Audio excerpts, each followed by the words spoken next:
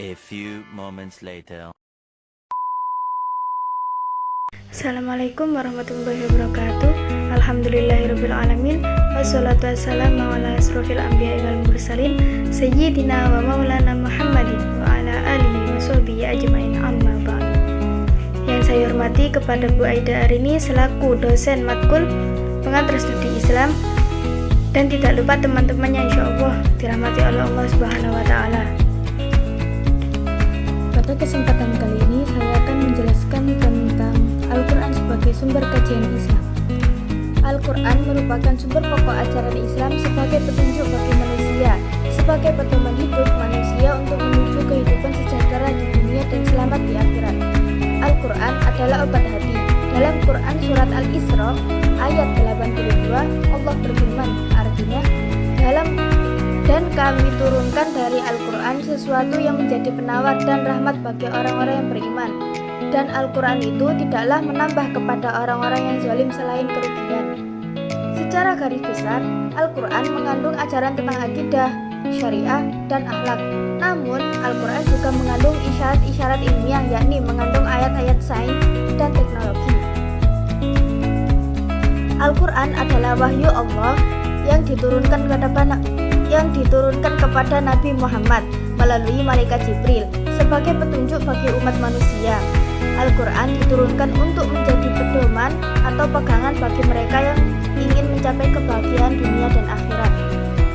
Pada pembahasan ini terdapat beberapa permasalahan kajian Al-Quran dalam Islam. Yang pertama, penafsiran beragam.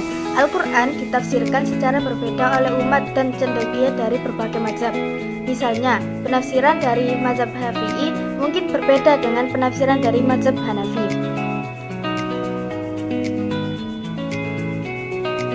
Perbedaan ini muncul karena metode tafsir dan latar belakang budaya serta sosial yang mempengaruhi cara pandang para musafir.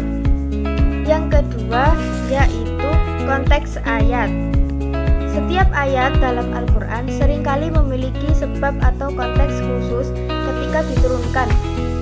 Memahami konteks sejarah dan situasi saat turunnya ayat sangat penting untuk menafsirkan makna yang tepat. Tanpa pemahaman ini, ayat bisa disalahartikan atau diterapkan secara tidak tepat. Yang ketiga, bahasa Arab klasik. Al-Quran diturunkan dalam bahasa Arab yang tinggi, yang berbeda dengan bahasa Arab sehari-hari. Pemahaman mendalam tentang nahwu dan balaghah Arab klasik sangat penting untuk mengerti dan menafsirkan Al-Quran dengan benar. Yang keempat, yaitu ilmu pengetahuan modern. Ada diskusi tentang bagaimana ayat-ayat Al-Quran sesuai dengan penemuan ilmiah modern. Beberapa ulama dan ilmuwan muslim mencoba menemukan kesesuaian antara Al-Quran dan ilmu pengetahuan. Sementara yang lain menekankan bahwa Al-Quran memiliki hikmah yang abadi dan tidak terbatas oleh perkembangan ilmiah yang selalu berubah. Yang kelima, yaitu isu gender dan hak asasi manusia. Ayat-ayat Al-Quran yang membahas hak-hak perempuan dan hak asasi manusia sering terjadi pusat perdebatan.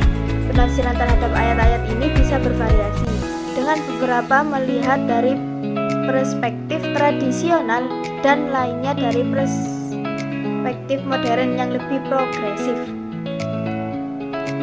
Yang keenam, yaitu politik dan ideologi. Al-Quran kadang digunakan oleh kelompok-kelompok tertentu untuk mendukung agenda politik atau ideologi mereka.